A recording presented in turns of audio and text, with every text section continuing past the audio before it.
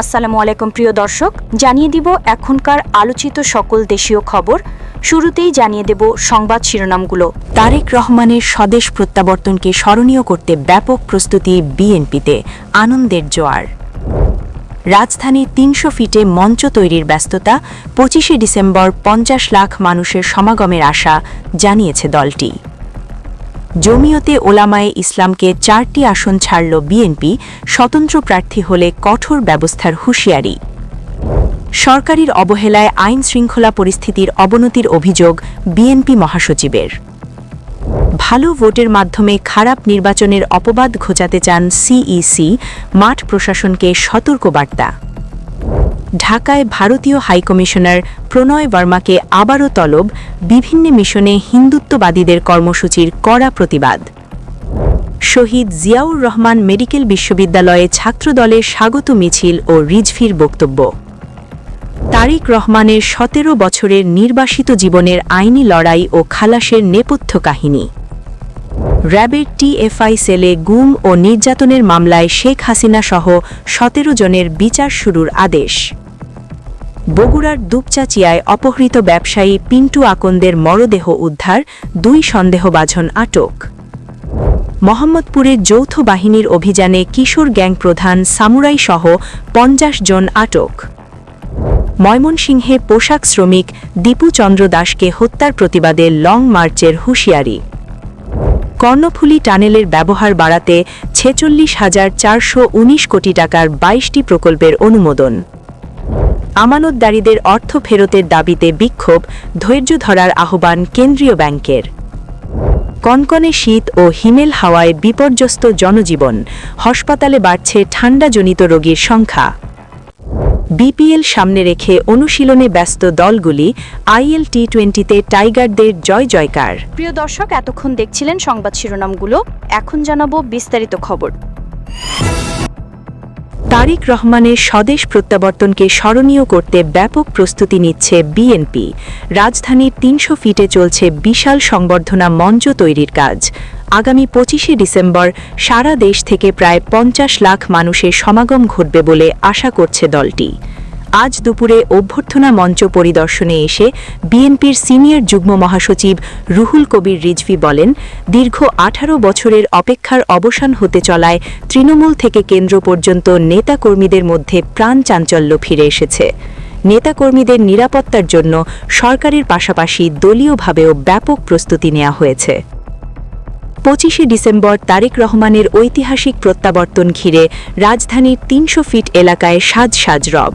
মঞ্চ তৈরির কাজ দেখতে দেশের বিভিন্ন প্রান্ত থেকে নেতাকর্মীরা ভিড় করছেন। নিরাপত্তার খাতিরে শাহজালাল বিমানবন্দরে দর্শনার্থী প্রবেশের নিষেধাজ্ঞা জারি করেছে কর্তৃপক্ষ। রুহুল কবির রিজভী জানিয়েছেন, বিমানবন্দর থেকে নেমে তারেক রহমান প্রথমে এভার কেয়ার হাসপাতালে তার অসুস্থ মাকে দেখতে যাবেন এবং পথে ৩০০ ফিটে উপস্থিত জনসাধারণের উদ্দেশ্যে সংক্ষিপ্ত শুভেচ্ছা বক্তব্য দেবেন। নির্বাচনী আসন সমঝোতায় জমিয়তে ওলামায়ে ইসলামকে ৪টি আসন ছেড়ে দেওয়ার ঘোষণা দিয়েছে বিএনপি। আসনগুলি হল নীলমফারীর ১, নারায়ণগঞ্জের ৪, সিলেটের ৫ এবং ব্রাহ্মণবাড়িয়ার ২। গুলশানে এক বৈঠক শেষে মির্জা ফখরুল আলমগীর জানান, দলীয় সিদ্ধান্তের বাইরে গিয়ে কেউ স্বতন্ত্র প্রার্থী হলে তার বিরুদ্ধে কঠোর সাংগঠনিক ব্যবস্থা নেওয়া হবে। সালাউদ্দিন আহমেদ আশ্বস্ত করেছেন, বিএনপি ক্ষমতায় গেলে কোরআন সুন্নাহ বিরোধী কোনো আইন করা হবে না। বিএনপি মহাসচিব মির্জা ফখরুল আলমগীর অভিযোগ করেছেন, বর্তমান সরকারের অবহেলার কারণে দেশের আইন শৃঙ্খলা পরিস্থিতির অবনতি হয়েছে। তিনি বলেন, নির্বাচনের সুষ্ঠু পরিবেশ তৈরি করতে সরকারকে আরও আন্তরিক হতে হবে। একই সঙ্গে তিনি অভিযোগ করেন, একটি বিশেষ মহল নির্বাচন বাধাগ্রস্ত করতে চক্রান্ত করছে।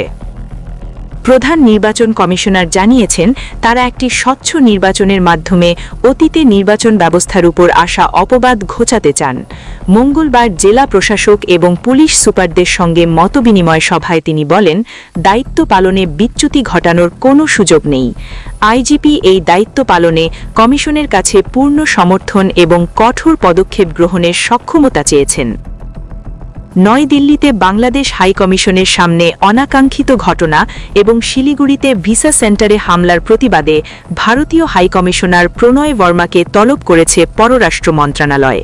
বাংলাদেশের কূটনৈতিক মিশনগুলির নিরাপত্তা নিশ্চিত করতে দিল্লির প্রতি আবারও আহ্বান জানিয়েছে ঢাকা। 10 দিনের মধ্যে এই নিয়ে দ্বিতীয়বার হাইকমিশনারকে তলব করা হয়েছে।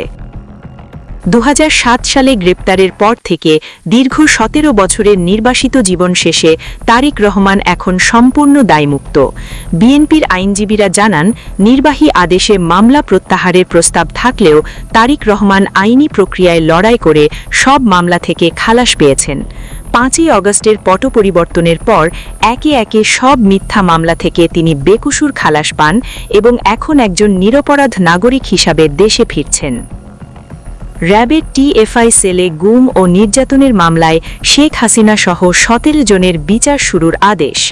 রাজধানীর আন্তর্জাতিক অপরাধ ট্রাইব্যুনাল এই আদেশ দেন এবং মামলার পরবর্তী সাক্ষ্য গ্রহণের তারিখ নির্ধারণ করা হয়েছে 21শে জানুয়ারি। রাষ্ট্রপক্ষ থেকে জানানো হয়েছে, আসামিরা র্যাবে কর্মরত থাকাকালীন এসব অপরাধ করেছেন এবং বিচার বিলম্বিত করার কোনো সুযোগ দেয়া হবে না। বগুড়ার দুপচাচিয়ায় অপহৃত ব্যবসায়ী পিন্টু আকন্দের মরদেহ উদ্ধার, 2 সন্দেহভাজন আটক। সোমবার রাতে অপহরণের পর তাকে শ্বাসরোধে হত্যা করা হয়েছে বলে ধারণা করা হচ্ছে। পুলিশ সিসিটিভি ফুটেজ দেখে মাইক্রোবাস চালক সহ 2 জনকে আটক করেছে। স্বজনরা এই নৃশংস হত্যাকাণ্ডের দ্রুত বিচার দাবি করছেন। মোহাম্মদপুরে যৌথ বাহিনীর অভিযানে কিশোর গ্যাং প্রধান সামুরাই সহ 50 জন আটক। মঙ্গলবার ভোরে বসিলা ও জেনেভা ক্যাম্প এলাকায় এই অভিযান চালানো হয়। অভিযানে বিপুল পরিমাণ দেশীয় অস্ত্র ও মাদক উদ্ধার করা হয়েছে। আটক সামুরাইয়ের বিরুদ্ধে হত্যাসহ 22টি মামলা রয়েছে। প্রিয় দর্শক, এই ছিল এখনকার গুরুত্বপূর্ণ নিউজ। আরও গুরুত্বপূর্ণ নিউজ নিয়ে ফিরছি কিছুক্ষণের মধ্যে। নিউজগুলো সবার আগে দেখার জন্য এই চ্যানেলটি সাবস্ক্রাইব করে আমাদের সাথে থাকুন। ধন্যবাদ।